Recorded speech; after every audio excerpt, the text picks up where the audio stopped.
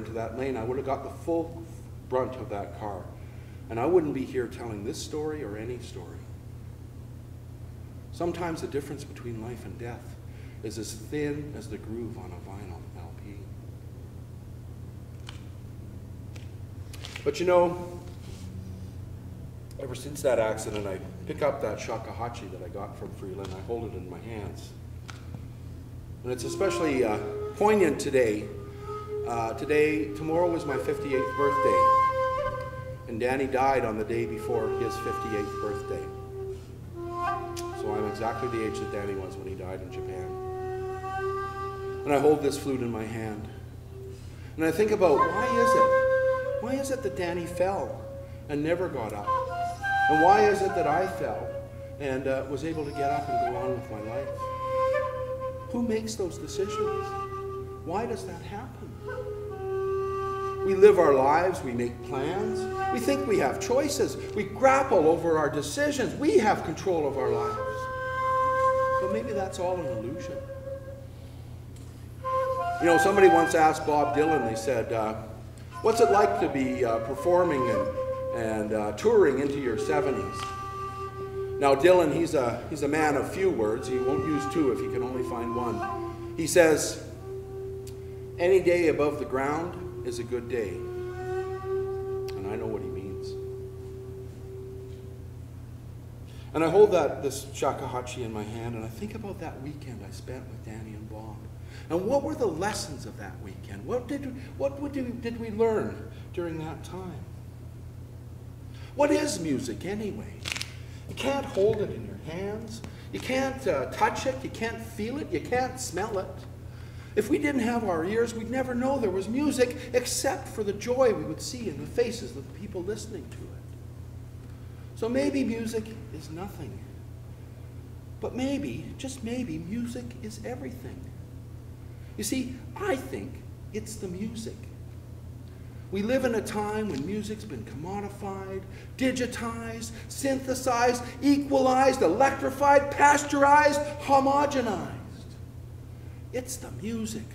But you can't hold music in the boxes. You can't hold music within MP3 computer files. You can't hold it within the categories that we use, pop, top 40, rap, jazz. The music always wants to break out and become free. It's the music. Listen, thousands of years ago, the Mayan people, they started telling a tale about the creation of the universe. And to the Mayan, the universe was created as one gigantic sound.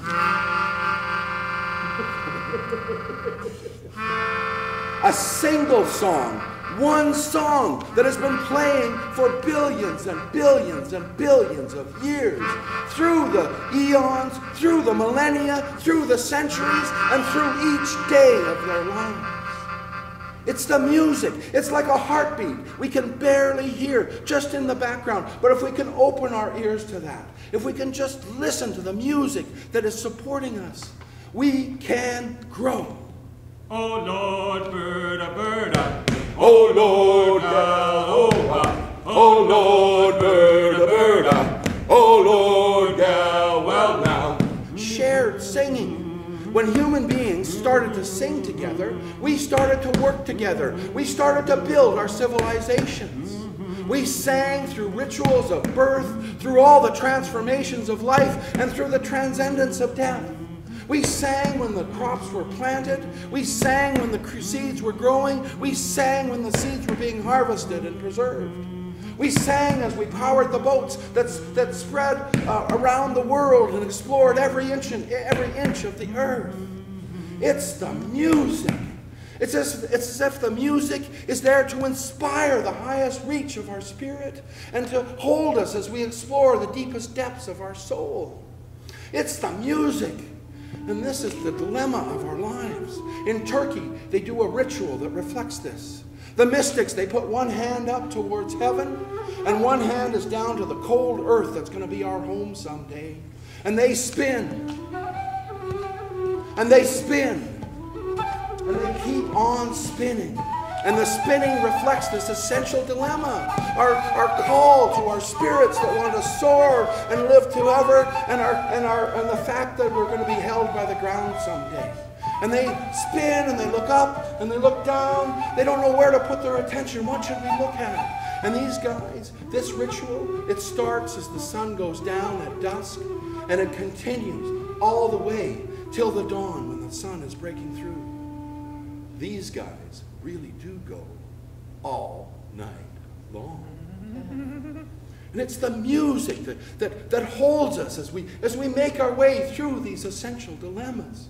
It's the music. Music is not some frill. It's not some add-on. It's not some extra. Music is the center of our lives. It's the thing that holds us as we make our way through our lives. It's the music, and I think that's what Danny was searching for. He was trying to find a way to crack open, break through these walls that kept our hearts separate from the music that is all around us. It's the music. Maybe we're all on a Shakuhachi quest.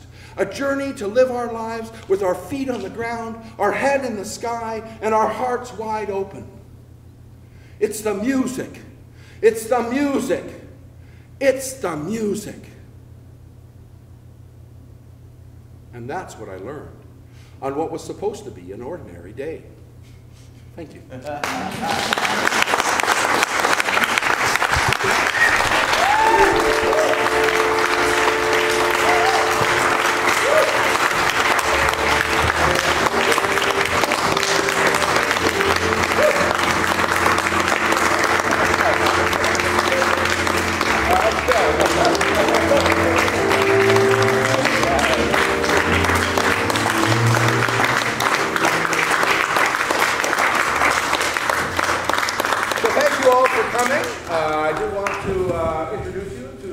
Professor Michel Vles, the grand,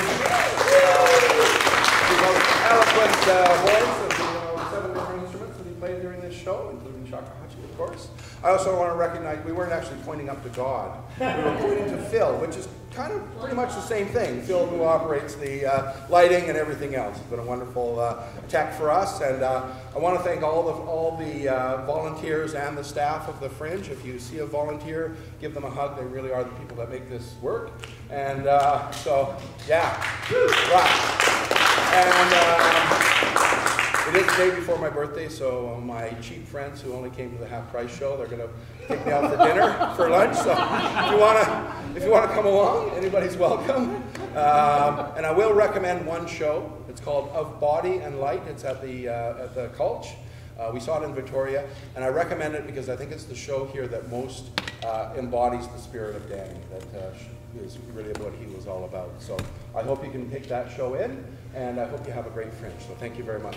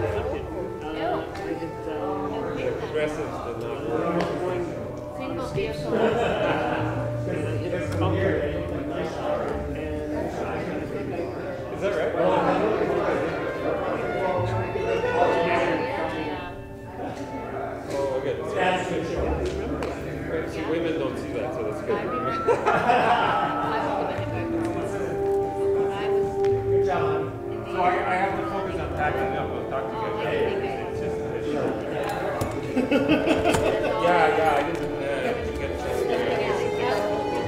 to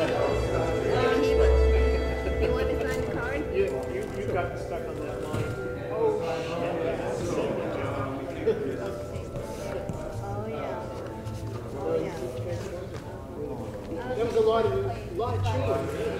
Yeah, great job. Yeah. Yeah, that was like 3 weeks ago, right? That we were at your house doing that.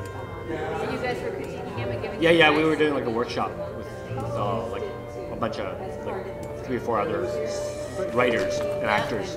No more than that. Like a whole group of people. Nico and Nico's my son. That was like 4 weeks ago, maybe a month ago. It feels like that. Like you're One time. you took a lot of suggestions. Yeah. What was the question where the answer was spiritual plane? Who's the person Oh. you would least want to be? Being stuck in an elevator with Yes, be what? Jim's. Oh, Yeah. but it's strange because I was thinking because he really does have some of the same cadence. Don't tell him that. I know. Don't tell him. He went. What kind of risk is it? No, no risk. Jim was at telling the story at the Flame, and the MC asked each person who got up to tell a story to answer as a way of introducing themselves what person you'd least like to be stuck in an elevator with. And there's a lot of